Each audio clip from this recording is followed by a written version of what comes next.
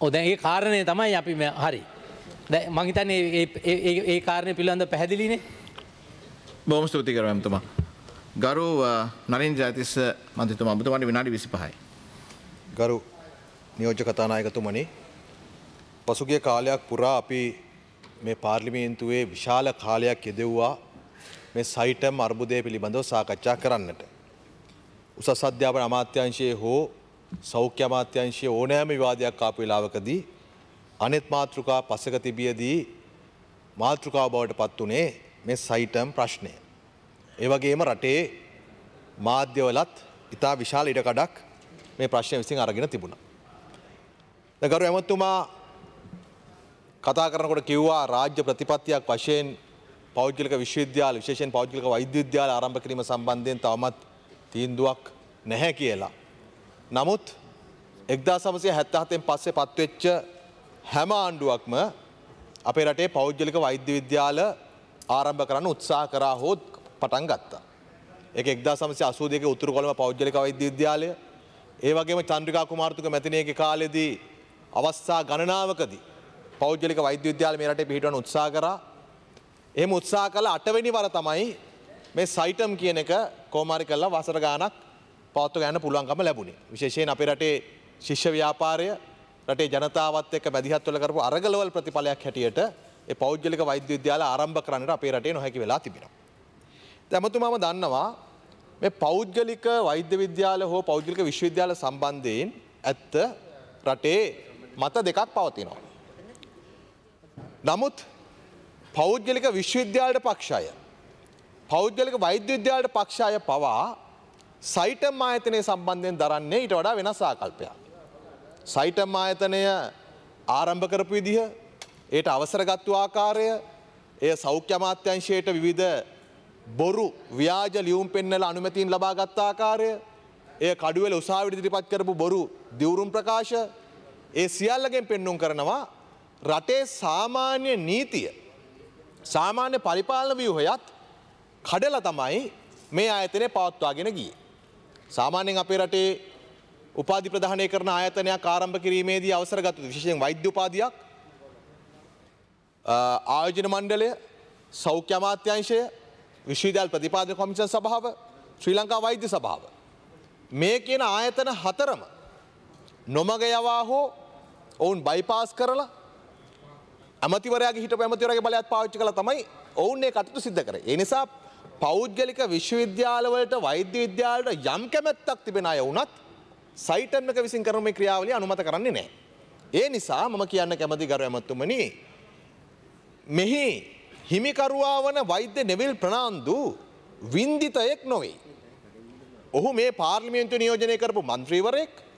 වරක එක්සත් ජාතික පක්ෂය ඔහුගේ පක්ෂ සමාජිකත්වය අහෝසි කිරීම නිසා මන්ත්‍රීකම නැති වුණා. ඔහු වෛද්‍යවරයෙක්, ඔහු ව්‍යාපාරිකයෙක්. ඔහු මේ පෞද්ගලික වෛද්‍ය විද්‍යාලය නෙමෙයි ආරම්භ කරපු පළවෙනි ව්‍යාපාරය. ඔහුට වෙනත් ව්‍යාපාර තිබෙනවා. නිසා ඔහු රටේ නීතිය දන්න කෙනෙක් කියලා අපි හිතනවා. එහෙම කෙනෙක් අවුරුදු 8ක් තිස්සේ අපේ රටේ දරුවන් 800කට වැඩි ප්‍රමාණයක් රවටලා ඔවුන්ගේ අනාගතය අවිනිශ්චිතතාවයකට පත් කරලා කරපු ක්‍රියාදාමයේදී ඔහු අහිංසකයෙක් වින්දිතයෙක් හැටියට නම් කළ පැත්තක තියන්න බෑ. මොකද ඔහු බරපතල වැරදි ගණනාවක් සිද්ධ කරලා තිබුණා. ඇත්තටම අපේ රටේ දරුවන්ගේ යම් කෙනෙකුට උපාධියක් ගන්නට, වෛද්‍යවරයෙක් වෙන්නට තිබෙන අවශ්‍යතාවය කැමැත්ත පාවිච්චි කරලා එය ව්‍යාපාරික අරමුණකින් යොදවලා ලාභ ලැබීම සහ ඒ දරුවන්ගේ අනාගතය අඳුරු කිරීම සම්බන්ධයෙන් ඔහුට පවතින නීතියකින් දඬුවම් කරන්න ඕනේ. ඔහුගෙන් ඒ මුදල් අය කරගන්න ඕනේ දරුවන්ට වෙච්ච හානිය. මේ ඇලෝසියස් වගේම වෙන ඇලෝසියස් පන්නේ වැඩක් තමයි ඔහු කරලා තිබෙන්නේ. ඒ නිසා ඔහු වින්දිතෙක් හැටියට පැත්තක කරලා තියන්න බෑ. ඒ වගේම දැන් මේ අපි මේ පිටු දෙක තුනක පනත් කෙටුම්පතකින් මේ යම් ආකාරයක විසඳන්න උත්සාහ කරගත්තට අමතුමත් පිළිගත්තා. ටිකක් දිග්ගැස්සුණු අරගලයක් රටේ තිබුණා. විශේෂයෙන්ම අපේ රටේ වෛද්‍ය ශිෂ්‍යයින් තමන්ට ලැබෙන උපාධිය පිළිබඳ ප්‍රශ්නයකට නෙවෙයි, අනාගතයේ ඒ වෛද්‍ය පීඨවලින් උපාධිය ලබා ගැනීමට නියමිත අනාගත පරම්පරාව වෙනුවෙන් විශාල කැපකිරීමක් කරපු නිසා මේ අරගලේ මේ ආකාරයකට ජයග්‍රහණයක් යම් ජයග්‍රහණ ලබාගෙන හැකියාව ලැබිලා තිබෙනවා.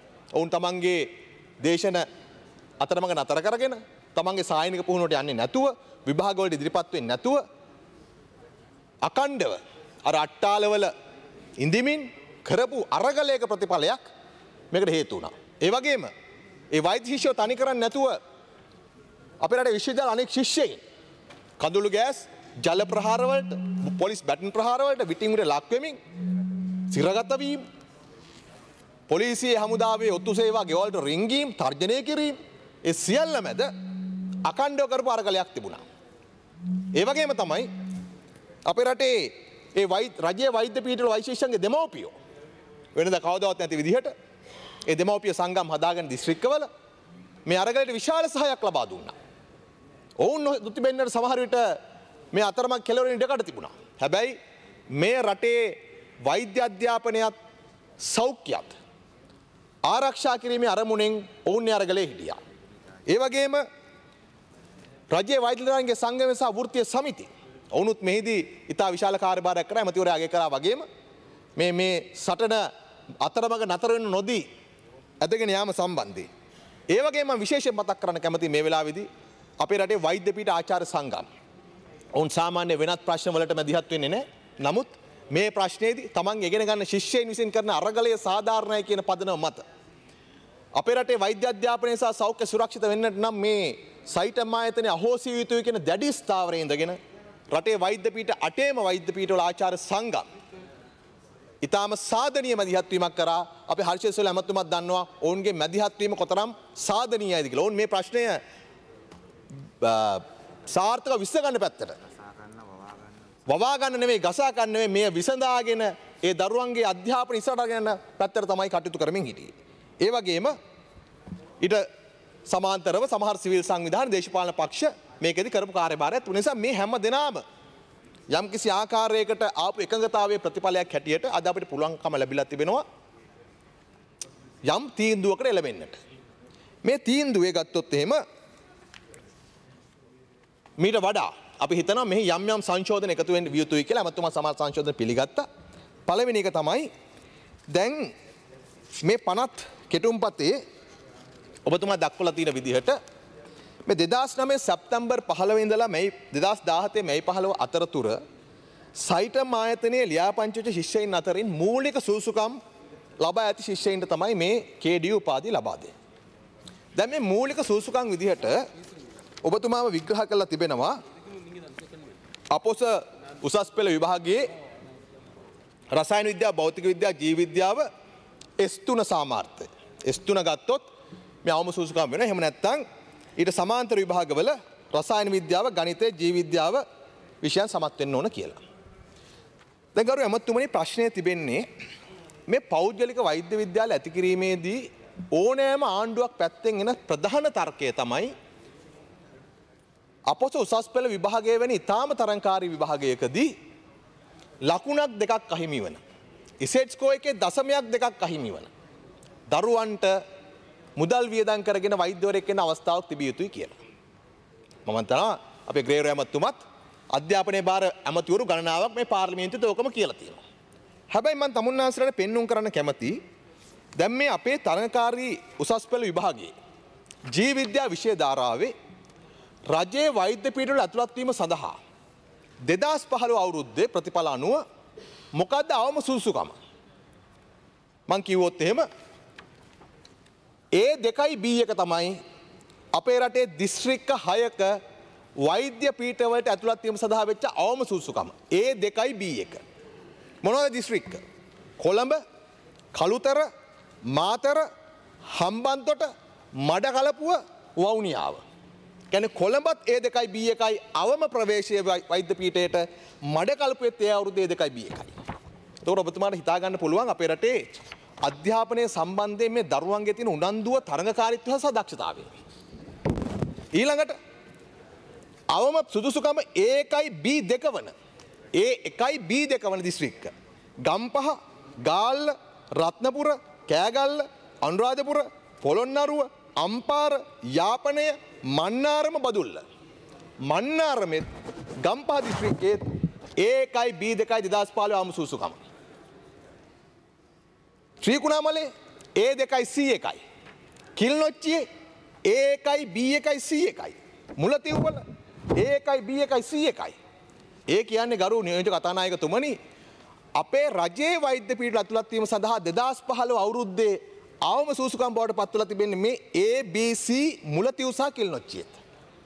ඒ අවුරුද්දේ අවම සූසුකම් උනේ මොන්රාගල B3යි. කියන්නේ B3ට වඩා ඉහළ B3 නෙවෙයි A2 B1 දක්වා වෙච්ච අවම සූසුකමක් තමයි අපේ වෛද්‍ය පීඨ ඇතුළත් වෙන තිබුණේ. එතකොට එහෙම සුදුසුකම තිබෙන අපේ රටේ මේ S3 අවම සුදුසුකම වීමේ සාධාරණය මොකක්ද? දැන් මම බැලුවා ඒකේ මොකක් හෝ සාධාරණයක් තියෙනවද කියලා පහුගිය අවුරුදුවල ඔබතුමා ළඟම විශ්වවිද්‍යාල ප්‍රතිපාදන කොමිෂන් සභාවේ ප්‍රවේශ සුදුසුකම් අනුව කොහෙද මේක තිබෙන්නේ? 2005-6 අධ්‍යයන වර්ෂයේ ඉඳලා 2015-16 අධ්‍යයන වර්ෂය දක්වා ගත්තට පස්සේ S3 විශ්වවිද්‍යාල ප්‍රවේශ වෙලා තියෙන වෛද්‍ය පීඨවලට 2009-10 අවුරුද්දේ විතරයි ඒ කිල්නොච්චියේ දරුවෙක්ගේ S3 තියෙනවා 2009-2010. ඒ හැර ඉතුරු සියලුම අවුරුද්දවල 2015-16 ගත්තොත් එහෙම B2 C1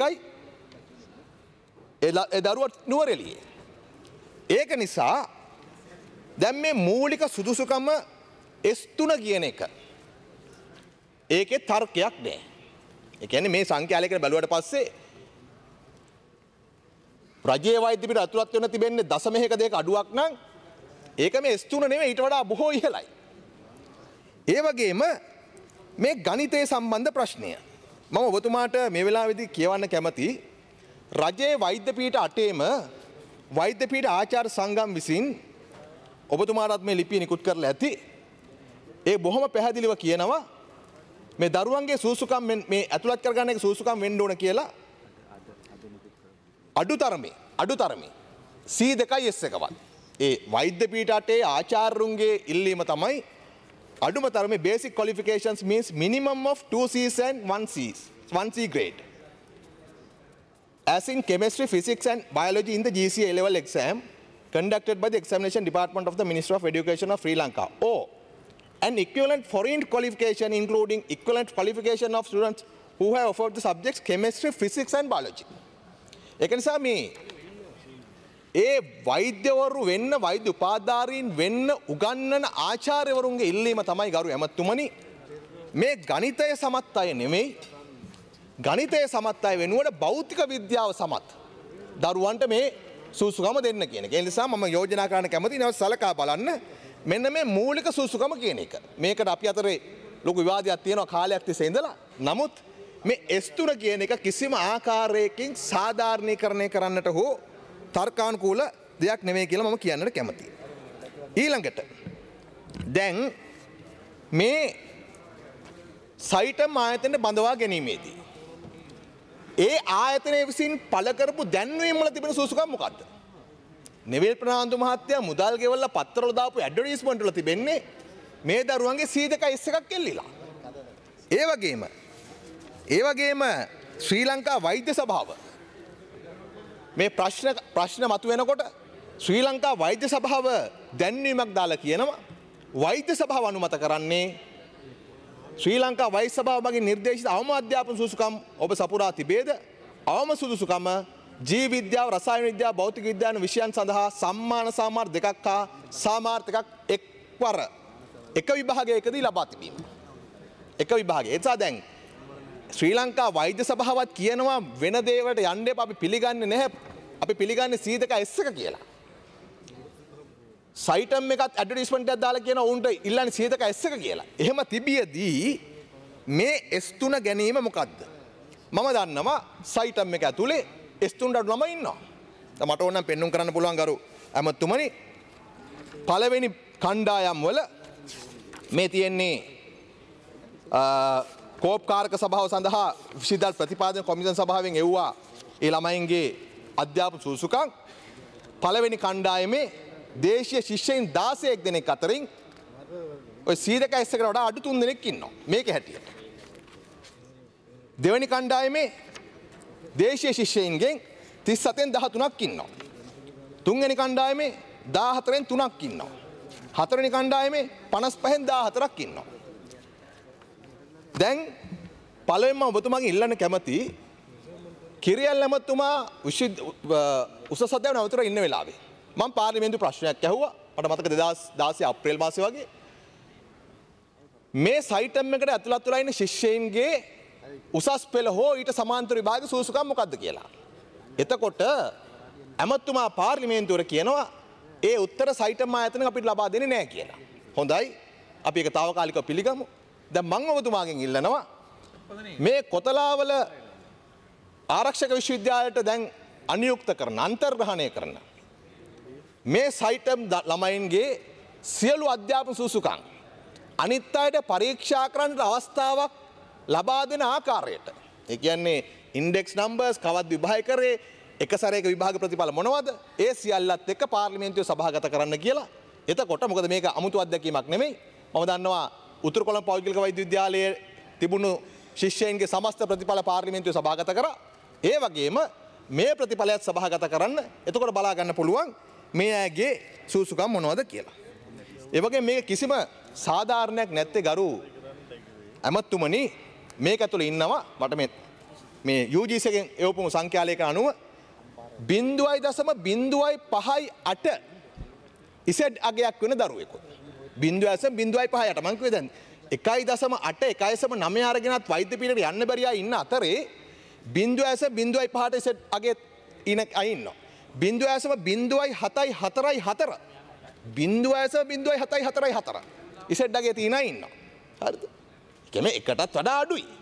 එතකොට දැන් අපි සලකා බලන්න ඕනේ ලක්ෂ 80ක් හරි 100ක් හරි ගෙවලා අවුරුදු 5ක් 6ක් වෛද්‍ය උපාධියක් ලබා ගන්න බලාගෙන ඉන්න කෙනෙක් වෛද්‍ය උපාධියක් ලබා ගන්න බැරි වීම නිසා එන පශ්චාත්තාපය පමණක්ද මෙවැනි කෙනෙකුට උපාධියක් ලබා දීලා එළියට දැම්මට පස්සේ ඔහු ඇය වෛද්‍යවරයෙක් හැටියට සේවය කරනකොට ඒකෙන් සෞඛ්‍ය සේවාවට සහ සාමාන්‍ය ජනතාවට වෙන දේ අපි සලකා බලන්නේ නැද්ද?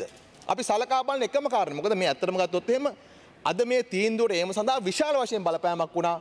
අපි කාගෙත් අර සයිටම් එකේ ඉගෙන ගන්න දරුවෝ ගැන තිබෙන අනුකම්පාව. නේද? දමතුමා කිව්වා වගේම හැම පාර්ශවයක් වගේම රයිට් මේ රටේ දරුවෝ ඔවුන්ටත් මොකක් හරි සාධාරණයක් වෙන්න ඕන කියලා හිතුවා. හැබැයි සාධාරණයක් වුණ පමණින් ඒ කෙනෙකුට වෙන සාධාරණය රටේ බහුතර ජනතාවට අසාධාරණයක් වෙන්න බෑ. ඒ නිසා තමයි ඒ කියන්නේ උසස් පෙළ අවම සූසුකමක් දාලා ඒ ප්‍රතිඵල තියෙන අය වෛද්‍ය පීඨයට අරගෙන වෛද්‍ය උපාධිය ලබා දෙන්න කටයුතු කරන්නේ. ඒ නිසාමයි මේ විශ්වවිද්‍යාල ආචාර්ය සංගම් මේ වෛද්‍ය පීඨ ආචාර්යපවා කියන්නේ ඔවුන්ගේ අවම සූසුකම මීට වඩා වැඩි වෙන්න ඕන කියලා. ඊළඟ කාරණේ තමයි දැන් මේ අයගේ පුහුණුව සම්බන්ධ ප්‍රශ්නයක් තියෙනවා. ඔබතුමාත් ඒක පිළිගන්නවා. සහ ශ්‍රී ලංකා වෛද්‍ය සභාව 2015 සැප්තැම්බර් මාසේ 4 වෙනිදා කරපු නිරීක්ෂණයෙන් වෛද්‍ය සභාව බොහොම පැහැදිලිව වාර්තාවක් ඉදිරිපත් කරා. The inspection team recommended that the SLMC does not recognize graduates who have completed the study program currently provided by the Faculty of Medicine SITEM. ඒ කියන්නේ SITEM මේ ශ්‍රී ලංකා වෛද්‍ය සභාව සලකා බලන්නේ ඔවුන්ගේ සමස්ත පුහුණුව පිළිබඳව. ඒකට සායනික පුහුණුවත් අයිති, ඒ වගේම දේශනාගාර සිද්ධ වන දේශනත් අයිති. ඒ නිසා දැන් මේ අයට උපාධියක් ප්‍රදානය කරන්නට කලින් උපාධිය ප්‍රදානය කරලා ඔවුන් ශ්‍රී ලංකා වෛද්‍ය සභාවේ ලියාපදිංචි වෙන්න කලින් අපි හිතනවා සහ අපි විතරක් නෙවෙයි මේ වෛද්‍ය පීඨ ආචාර්ය යෝජනා කරලා තිබෙනවා අඩුම තරමේ මේ සාමාන්‍ය රජයේ වෛද්‍ය පීඨ ශිෂ්‍යයෙක් ඉගෙන ගන්න මෙඩිසින් සර්ජරි පීඩියාට්‍රික් ජින් ඇන්ඩ් ඔබ්ස් කියන ප්‍රධාන විෂයන් 4 අවුරුද්දක පුහුණුවක් මෙයාට ලබා දෙන්න. ඒ වගේම ඊට අමතරව අඩු තරමේ මාසයක් කමිටි මෙඩිසින් පුහුණුව ලබා දෙන්න කියලා. මොකද මේවා අත්‍යවශ්‍යයි. මේ පුහුණුවත් නැතුව අපි නිකන් විභාගයට තියලා ඒක ඊට පස්සේ ශ්‍රී ලංකා වෛද්‍ය සභාව තමයි තීන්දුව කරන්න කිව්වට හරියන්නේ නැහැ. වෛද්‍ය සභාව යම්කිසි ආයතනයක් පිළිගන්නේ එහි තිබෙන සායනික පුහුණුව සලකලා බලලා. ඒ නිසා මේ වෛද්‍යපීඨ ආචාර්ය සංගමේ ඉල්ලා තිබෙන විදිහටම මේ අයට ප්‍රමාණවත් පුහුණුවක් ලබා දීමත් මේකට ඇතුළත් කරන්න කියලා මම කියනවා. ඒ වගේම තමයි දැන් මේ පළවෙනි කණ්ඩායම් 3 මේ සයිටම් ආයතනෙ. ඔවුන්ට දැන් සයිටම් ආයතන මගින් විභාගයක් තියලා තියෙනවා. ඔවුන් කියනවා තැන් තැන් වලින් ආචාර්යවරු ඇවිල්ලා තමයි අපි විභාගෙ තිබ්බේ කියලා. හැබැයි ඔවුන් විසින්ම ප්‍රශ්න පත්‍ර හදලා ඔවුන් විසින්ම පුනරීක්ෂණ පන්ති තියලා ඔවුන් විසින්ම විභාගෙ තියලා ඔවුන් විසින් පරීක්ෂා කරන විභාගයක්. මේක හරි අපූර්වයි නියෝජ්‍ය කතානායකතුමනි. සාමාන්‍යයෙන් මේ විභාගේ ප්‍රතිඵල හැටියට ගත්තොත් එහෙම ඒ ළමයින්ගේ 64කට 65කට පන්ති සාමාර්ථ තියෙනවා. ඒ කියන්නේ අපේ මේ රජයේ වෛද්‍ය පීඨවල ඒ ලෙවල් වලින් ඉහළම ලකුණු අරගෙන එන තැන්වලවත් සාමාන්‍යයෙන් පන්ති සාමාර්ථ තියෙන 125ක් 30ක් විතර. මේක 65ක් පන්ති සාමාර්ථ. ඒ විතරක් නෙවෙයි මට එක විශේෂඥ වෛද්‍යවරයෙක් කිව්වා ඒ එක කණ්ඩායමක ළමා රෝග එනද පීඩියාට්‍රික් විෂයට ඉහළ විශිෂ්ට සාමාර්ථ 8ක් තියෙනවලු. ඩිස්ටින්ක්ෂන් 8ක්. ඒක කොහොමවත් තියෙන විදියක් නෑ ගරු නියෝජ්‍ය කතානායකතුමනි. සාමාන්‍යයෙන් කොළඹ වෛද්‍ය පීඨයේවත් එක බැච් එක විභාගයකදී ඩිස්ටින්ක්ෂන් 8ක් එක විෂයකට එහෙම එන්නේ නෑ. ඔවුන් තියපු විභාගයක්. මේ විභාගයේ ප්‍රතිඵල මත මේ තිබ්බ ප්‍රතිඵල මත ඒක සලකලා කේඩියෝ ග්‍රන්ථ ග්‍රහණය කරන්න බෑ. මොකද මේක ඒ විභාගය පිළිගත්තොත් ගරු ඇමතුමා ලොකු ප්‍රශ්නයක් වෙනවා. ඔව්.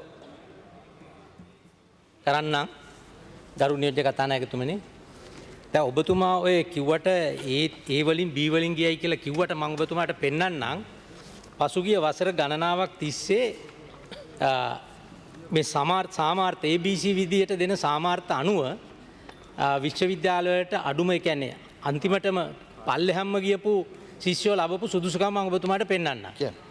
ඒක අනුව 2005-2006 වසරේදී B2යි C1යි 2006-2007 වසරේදී B1යි C2යි 2007-2008 වසරේදී C2යි S1යි 2008-2009 වසරේදී C2යි S1යි 2009-2010 S3 හරි මං කිව්වා ඒක. ඔව් ඊළඟට 2010-2011 C2යි S1යි 2011-2012 C3යි 2011-2012 S1යි C2යි 2012-2013 ඒ අවුරුද්දේ දෙකක් තිබිලා තියෙනවා C2යි S1යි 2012-2013 C3 2013-2014 C1යි S2යි මේ කියන්නේ 2013-2014 2014-2015 B1යි B1යි C1යි ලංකාවෙම 2016-2015-2016 C1යි B2යි ඉතින් මේ අවුරුදු කාල තුන S3යි ගිහින් තියෙනවා. ඔව් S3 ගිහිලා මම කියන්නේ හරි. ඔතම හරි. ඒකයි. අනිත් කාරණේ තමයි ඔබතුමාට මේ ඔබතුමාගේ කරුණු පිළිබඳව අහබයක් කරනව නෙවෙයි. මේ ප්‍රශ්නේ දිගින් දිගටම සාකච්ඡා කරද්දී ඔබතුමාලා මේ සභාවට පැහැදිලිව කිව්වා මේකේ යම් යම් අඩුපාඩුකම් දුර්වලකම් තියෙනවා කියන එක අපිත් පිළිගන්නවනේ.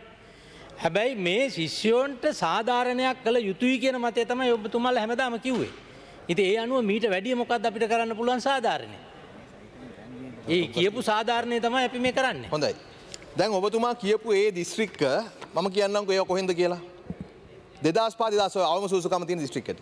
2005-2006 නුවරඑළිය, 2006-2007 නුවරඑළිය, 2007-2008 මුලතිව්, 2008-2009 කිල්නොච්චි, 2009-2010 කිල්නොච්චි, 2010-2011 මුලතිව්, 2010-11-12 ඕල්ඩ් සිලබස් එකේ මුලතිව්, 2011-12 මාතලේ 2012-13 මුලතිව් 2012-13 මුලතිව් 2013-14 මුලතිව් 2013-14 මන්නාරම 2014-15 මොන්රාගල් 2015-16 නුවරඑළිය.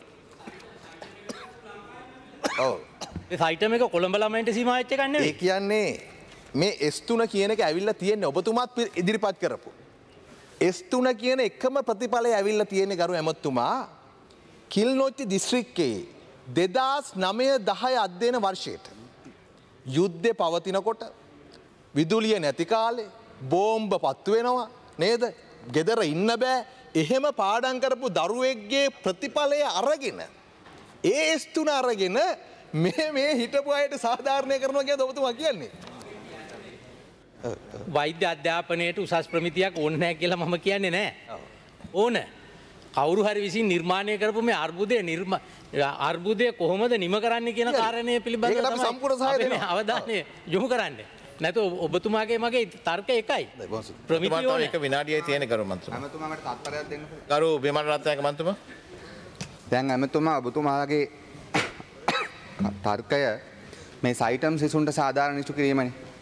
සයිටම් සිසුන් බඳවාගෙන ඉද්දී නෙවිල් ප්‍රනාන්දු මැතිතුමා දුන්නු සහන වලට වඩා වැඩි සහන ඔබතුමා දෙන්න අවශ්‍යතාවයක් නැහැනේ වෛද්‍ය අධ්‍යාපනයේ ප්‍රමිතියක් රැක ගන්න ඕන නිසා. දැන් මම මේ දැන් ඔබතුමාට කියන්නේ දැන් ඔබතුමා කම්පියුටරේ ගන්න පුළුවන් සයිටම් වෙබ්සයිට් එකේ දැන් දාලා තියෙනක බලන්න මෙඩිකල් ෆැකල්ටි කියන එක යටතේ entry requirements.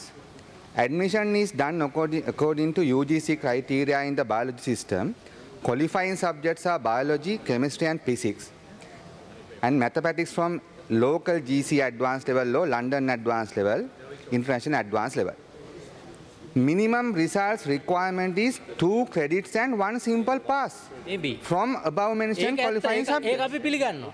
එතකොට දැන් ඒක නෙමෙයි මේ ප්‍රශ්නේ තියෙන්නේ. ඒතර ඇමතුමා සයිටම් එකේම මේ ළමයි බැඳලා තියෙන නීති විරෝධී සයිටම් එකක් කියනවා ඔයාට බැඳෙනවා නම් 2Cs and 1S තියෙන්න ඕනේ කියලා. ඒක තමයි මම ඔබතුමාගේ මුලින් ඇහුවේ. ඔබතුමා ඇයි සයිටම් ප්‍රශ්නට උත්තරයක් දෙන අවස්ථාවේදී ඒක S3ට බස්සන්නේ? මොකද සමහර අය දැන් ලොකු බිල්ඩින් හදනවා පෞද්ගලික විශ්වවිද්‍යාල පටන් මම බස්සපු කතන්දරයක් මෙතන නෑ. දැන් සමහර අය ඔබතුමා දන්නවා නුගේගොඩ ප්‍රදේශයේ විශාල බිල්ඩින් හදනවා පෞද්ගලික විශ්වවිද්‍යාල පටන් ගන්න. මේගොල්ලන්ගේ බිස්නස් වලට ඔබතුමා උදව් කරන්න යන්න අවශ්‍යතාවයක් නෑ. ගරුක් නියෝජ්‍ය කතානායකතුමනි මං හිතනවා එතුමා හරියට තේරුම් ගනී කියලා. මේ සුදුසුකම් මම තීරණය කරපු එකක් නෙවෙයි. මේක මේ සයිටම් එකට අවශ්‍ය සුදුසුකම් ඒ ආයතනය තමයි තීරණය කරලා තියෙන්නේ. දැන් ඒ ආයතනය යම් පදනමක් මත ශිෂ්‍යෝ අරගෙන තියෙනවා නම් ඒ ශිෂ්‍යොන්ට යම් හේතුවක් නිසා ඒක ගෙනියන්න දැන් අපි අවස්ථාව නොදෙනවා නම් ඒ ශිෂ්‍යයන්ට සාධාරණයක් කරන්න කියන එක මේ හැමෝම ඉල්ලුවා. ඉතින් ඒ ශිෂ්‍යෝ ගැන තමයි අපි මේ කතා කරන්නේ. ඉතින් ඔක්කොම කියනවා සාධාරණයක් කරන්න ශිෂ්‍යයන්ට කියලා. සාධාරණය මේකයි කියලා දුන්නා. ඉතින් ඒක ඉදිරිපත් කරාට පස්සේ කියනවා නෑ ඒක එහෙම නෙවෙයි මෙහෙම වෙන්න ඕනේ කියලා. එහෙමනම් ඒ කියන්නේ සයිටම් එකේ ශිෂ්‍යෝ භාගයක් කපා හරින අපිටද කියන්නේ. ඒක අපි විසින් කළ යුතු දෙයක්ද? රජයේ පිළිගත්ත සුදුසුකම තමයි S3 එදා. ඒ S3 තමයි අපි දාලා තියෙන්නේ. අපි හදපු නිර්ණායකයන් නෙමෙයි. රටේ පැවතිච්ච නිර්ණායකයන්. ඔබතුමාට කාලය නම් අවසానයි. එක විනාඩියක් දෙන්න. විනාඩි දෙන්න. අපි බොහොම පැහැදිලි මම විනාඩිය අවසන් කරන්න මම ඇමතුමා.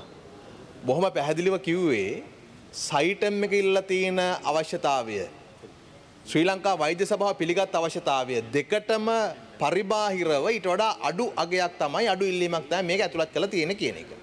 ඒ වගේම මේ 900ක් විතර ශිෂ්‍යයෝ අතරින් මම දන්න හැටියට 160ක් 170ක් තමයි මේ ඒ අවම සුදුසුකමක් නැතිව ඉන්නේ. එතකොට අපිට ඒ සියලු දෙනා ගැන සලකා බලන්න බෑ. මොකද ප්‍රශ්නේ ඒ එක ළමයෙකුට වඩා අපි බලන්න ඕනේ මේ වෛද්‍ය උපාධිය අරගෙන වෛද්‍යවරයෙක් හැට එළියට ගිහිල්ලා සමස්ත ජනතාවකට සලකන්නේ. එතකොට ඒකට කවුද වග කියන්නේ කියන ප්‍රශ්නේ තිබෙනවා. ඒ වගේ නිසා මම ඔබතුමාගේ අවධානය යොමු කරන්නේ ඊළඟ සංශෝධනය ඔබතුමා පිළිගත්තා. ඒ කියන්නේ මේක අහෝසි කිරීම සඳහා වෙච්ච අවගන්තියක් අතුලත් කරන්න ඕන කියන එක. ඒ වගේම මට අවසාන කාර්යයට මට කියන්න තිබෙන්නේ ගරු නියෝජ්‍ය කතානායකතුමනි මේ කළමනාකරණ මේක තිබෙන්නේ දැන් විශ්වවිද්‍යාලයේ කළමනාකරණ මණ්ඩලයක් තමයි තීරණය කරන්නේ උපාධිය ප්‍රදානය කිරීම සඳහා. දැන් මේ KDU එක ශ්‍රී ලංකා වෛද්‍ය සභාව පිළි අරගෙන තිබෙන නිසා ඔබතුමාගේ තර්කයකුත් තිබෙනවා විශේෂයෙන් ශ්‍රී ලංකා වෛද්‍ය සභාවේ අනුමැතියක් අවශ්‍ය නැහැ කියලා. නමුත් මේ විශේෂ තත්ත්වයක් නිසාම මේ ප්‍රතිඵල සම්බන්ධ ප්‍රශ්නය, පුහුණුව සම්බන්ධ ප්‍රශ්නය, ප්‍රශ්න ගණනාවක් තිබෙන නිසා මේ පනතට ඇතුළත් වෙනවා නම් විශ්වවිද්‍යාලයේ කළමනාකාරීත්ව මණ්ඩලය සහ ශ්‍රී ලංකා වෛද්‍ය සභාවේ අනුමැතියට යටත්ව මේ උපාධිය පිරිනමනවා කියලා ඒක තවත් මේක ශක්තිමත් වෙනවා. ඒ යෝජනා ටිකත් කරේ මම නතර වෙන්න බොහොම ස්තුතියි.